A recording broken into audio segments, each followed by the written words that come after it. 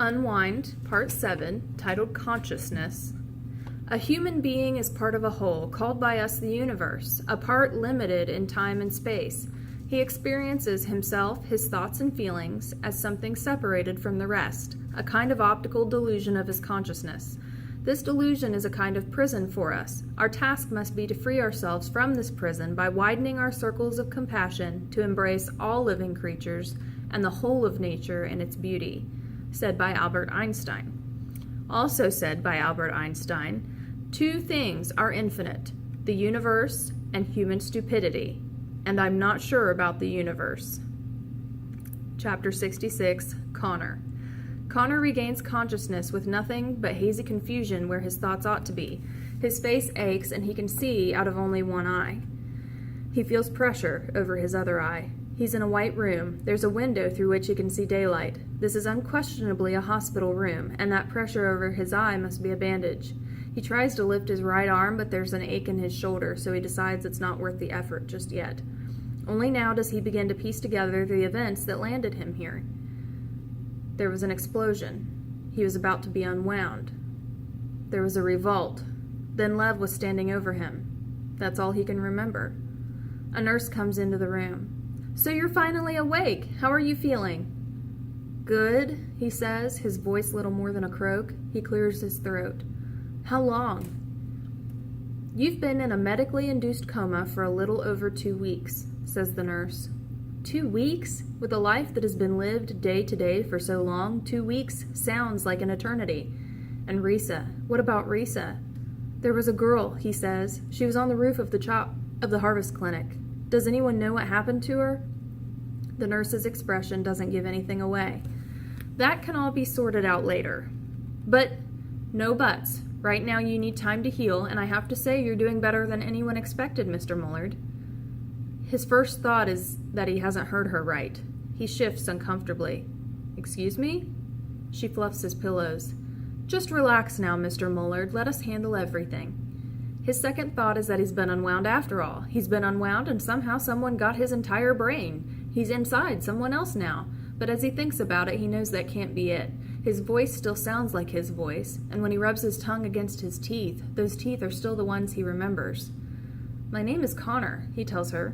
"Connor Lassiter." The nurse studies him with an expression that's kind but calculated, almost disturbingly so.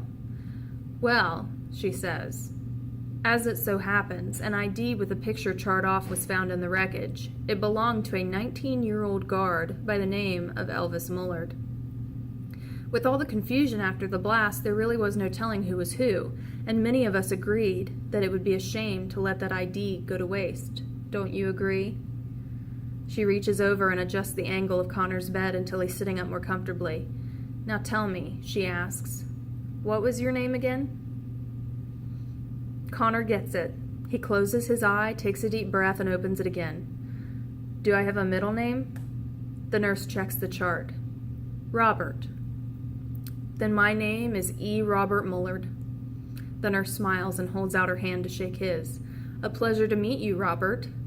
As a reflex, Connor reaches out his right hand toward hers and gets that dull ache in his shoulder again. "Sorry," says the nurse. "My fault." She shakes his left hand instead. "Your shoulder will feel a bit sore until the graft is completely healed." "What did you just say?" The nurse sighs. "Me and my big mouth. The doctors always want to be the ones to tell you, but the cat's out of the bag now, isn't it? Well, the bad news is that we weren't able to save your arm or your right eye. The good news is that as E. Robert Mullard, you qualified for emergency transplants. I've seen the eye. Don't worry. It's a decent match. As for the arm, well, the new one is a little more muscular than your left one, but some good therapy can even that out in no time." Connor lets it sink in, playing it over in his mind. Eye. Arm. Physical therapy. "I know it's a lot to get used to," says the nurse. For the first time, Connor looks at his new hand. There are bandages padding his shoulder and his arm is in a sling. He flexes the fingers. They flex. He twists his wrist. It twists.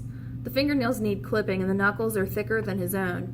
He runs his thumb across the pads of his fingertips. The sense of touch is just as it ever was. Then he rotates his wrist a bit farther and stops.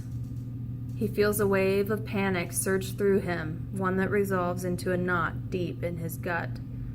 The nurse grins as she looks at the arm. Parts often come with their own personalities, she says. Nothing to worry about. You must be hungry. I'll get you some lunch. Yeah, says Connor. Lunch. That's good. She leaves him alone with the arm. His arm. An arm that bears the unmistakable tattoo of a tiger shark.